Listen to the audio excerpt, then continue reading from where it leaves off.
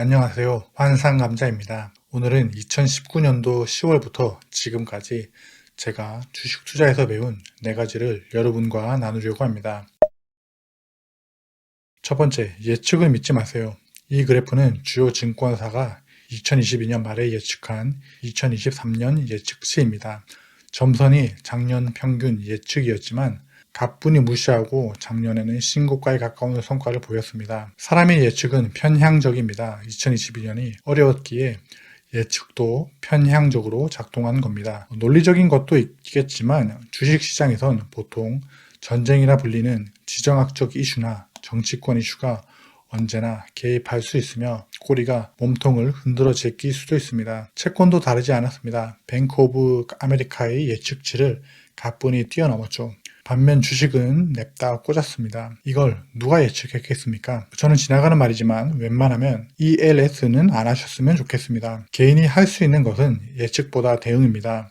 주식은 항상 3가지 길이 있습니다. 상승, 횡보, 하락장 중 하나로 나타납니다. 어떤 지점에서도 예측하지 말고 대응하는 게 편합니다. 하지만 ELS는 대응보다는 예측에 가깝습니다. 그 예측이 실패했을 때 받는 피해가 너무나 막대합니다. 어떤 지점에서도 예측하지 말고 대응하세요. 하락할 때 쓸 현금을 비축하고 횡보할 때 배당금으로 주식 수량을 자동으로 늘려가고 상승할 때 즐거움을 느끼세요. 한쪽으로 몰빵하면 잠자리가 불편할 겁니다. 이건 당해보지 않은 사람은 절대 모릅니다. 두 번째, 주식 투자는 무조건 여유 자금에서 시작하세요.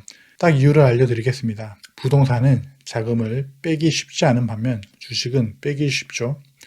조금 더 우아한 말로 설명하자면 주식은 환금성이 좋다는 뜻입니다. 어떤 일이 생기면 부동산보다 주식 투자할 때 투자했던 돈을 빼기 훨씬 쉽습니다. 생활비가 부족한데 생활비든 용돈이든 일단 돈이란 돈은 주식 투자에 다 넣는 사람도 있습니다. 이건 좀 장기적인 시각으로 힘듭니다. 왜냐하면 사람은 마음의 방이라는 게 있습니다. 같은 돈이라도 구분합니다. 이건 쓸 돈, 이건 쓰면 안 되는 돈 구분해 놓습니다. 재테크를 좀 해보신 분들은 다들 들어본 통장 쪼개기가 바로 그런 목적입니다. 생활비 통장, 용돈 통장, 투자 통장을 따로 두는 목적 중에 가장 큰 이유가 용돈 통장의 돈은 내 마음대로 써도 되지만 생활비 통장은 생활비가 아닌 곳에 쓰면 한 달 동안 생활에 어려움을 겪기 때문에 따로 쓸 곳이 있는 돈이라는 카테고리를 나 스스로에게 주입시키는 용도입니다. 투자 통장도 마찬가지고요. 투자 목적 외에 쓰지 않게 하는 마음의 방을 이용하는 거죠. 그런데 만약 용돈 통장이랑 투자 통장을 같이 쓰면 어떻게 될까요? 처음에는 용돈도 투자로 놓고 좋을 수도 있습니다. 그러나 궁극적으로는 투자 통장 그리고 쓰면 안 되는 돈의 개념이 없어지기 때문에 용돈은 용돈대로 쓰고 투자 돈도 같이 쓰게 됩니다. 제가 그랬습니다. 그래서 여유자금에서 주식을 시작하시고 용돈과 따로 분리하시라고 권해드립니다. 이 여유자금은 생활비와 용돈을 제외한 돈을 의미합니다. 그래야 구분이 되거든요. 여유자금에서 시작하고 우량한 종목을 산 후에도 지속적이고 안정적인 현금 흐름이 있어야 주식시장에서 오래 생존할 수 있습니다.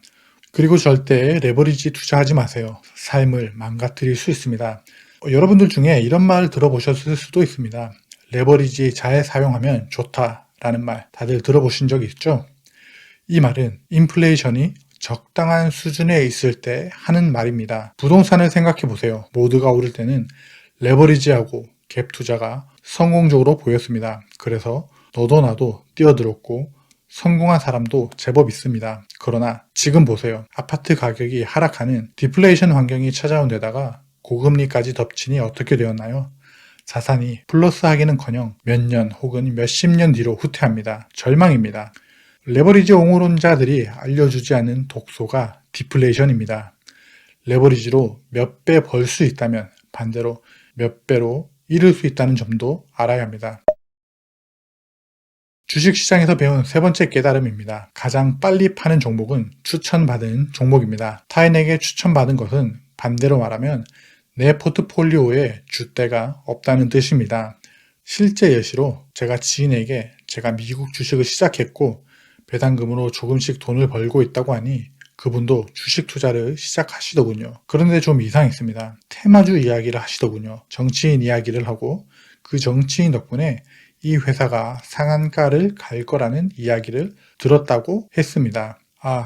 주식 투자를 이렇게 활용하면 안 하는 이만 못하다는 생각을 했지만 그 당시 내색은 하지 않았습니다. 몇 달 뒤 이야기를 들어보니 넣은 돈 상당수를 다 날리고는 조금이라도 되찾는다고 다 던지고 다시는 주식 투자를 하지 않는다더군요. 투자할 때 종목보다 중요한 게 있습니다. 주식 투자는 내 성향을 알고 목적을 분명히 파악하는 겁니다. 누누이 이야기하지만 워렌 버핏이 내 앞에 뿅 나타나 2024년 탑3 추천 종목을 알려줘도 내 투자 체력이나 상황과 맞지 않는다면 주식을 던질 확률이 굉장히 높습니다. 이것에 관해서는 기존 영상을 참고하셔서 옳은 방향으로 기준을 세우시기 바랍니다. 마지막으로 주식시장에서 배운 것은 주식은 감정 싸움이라는 것입니다. 주식에서 더 이상 정보값이 크게 중요하지 않습니다.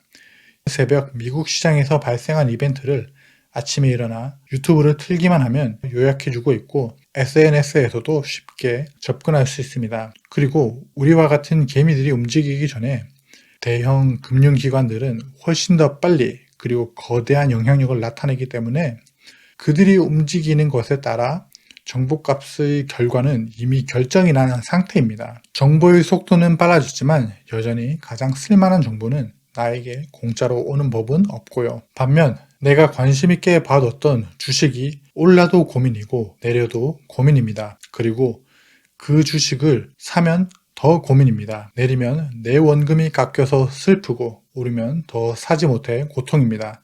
심지어 팔고 나서도 고통이죠. 만약 10% 올랐다고 가정해보죠. 그러면 팔고 싶습니다.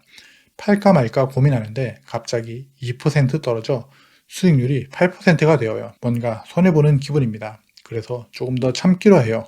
하루, 이틀 참아봅니다. 참는 동안에도 고통이에요. 더 떨어져서 5%가 되면 10%에 팔걸, 7%에라도 팔걸 후회합니다. 그러다 5%에 팔아요. 그런데 이게 웬걸? 팔자마자 상승합니다. 수익률 5%였던 애가 10%, 15%까지 올라갑니다. 이제는 판 걸 후회하죠. 이래도 저래도 감정 소모가 무지막지합니다. 주식시장에는 자비가 없어요. 주식시장에 자비가 없기 때문에 내면의 통제력을 키우는 게 최선의 대응입니다. 내 마인드를 조절하지 않으면 이 시장에선 살아남기 힘듭니다. 주식에 투자한 것을 까먹으세요. 주식을 들여다보지 말고 원금을 더 넣기 위해 근로소득이나 추가 N잡으로 더 원금을 불리는데 집중하는 것이 훨씬 수익률 높은 시간 활용입니다. 저는 여러분에게 적립식 투자를 추천합니다. 여러분이 한 달에 30만원 주식 투자할 수 있다면 하루에 한 번씩 1만원씩 자동 매수를 걸어놓고 넷플릭스나 디즈니 플러스를 보세요. 더 큰 돈을 많이 빠르게 벌고 싶다면 부업을 찾아보시고요. 투자금이 적은 사람일수록 주식 투자에 신경 쓰는 것보다 노동소득으로 시드를 불려가는 게 훨씬 수익률이 높습니다. 예를 들어 볼까요? 1000만원 투자한 A가 있다고 생각해 봅시다. 1% 수익을 벌면 10만원 법니다. A가 주말마다 배달 알바나 파트타임 잡으로 10만원씩 벌면 월 50만원을 벌게 됩니다. 50만원이면 투자한 1천만원 기준 5%를 버는 거죠. A는 자본소득으로 10만원 벌고 노동소득으로 50만원을 버는 겁니다. B가 있습니다. B는 1억을 투자했죠. 이 사람이 1억으로 1% 수익을 벌면 100만원 버는 겁니다.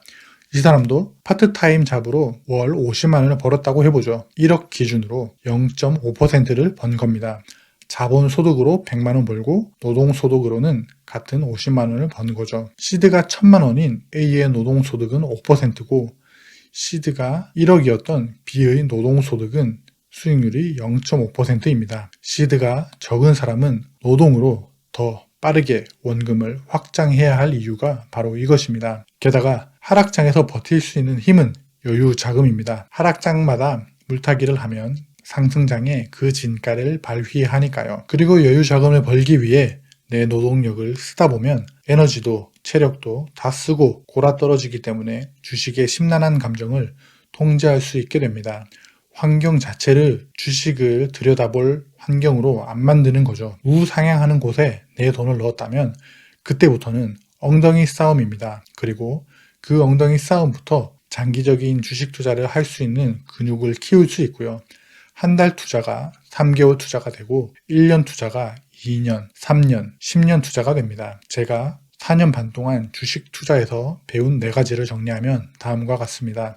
첫 번째, 예측을 믿으면 안 됩니다. 두 번째, 주식 투자는 여유 자금에서 시작하세요. 세 번째, 가장 빨리 파는 종목은 추천받은 종목입니다. 네 번째, 주식은 감정 싸움입니다. 여러분은 주식 시장에서 무엇을 배웠나요? 댓글로 공유해 주세요. 이 영상이 도움이 되셨다면 좋아요, 구독, 알림 설정 부탁드립니다. 여러분의 응원이 영상을 만드는 데 큰 힘이 됩니다. 여러분의 인생 우상향을 응원합니다. 감사합니다.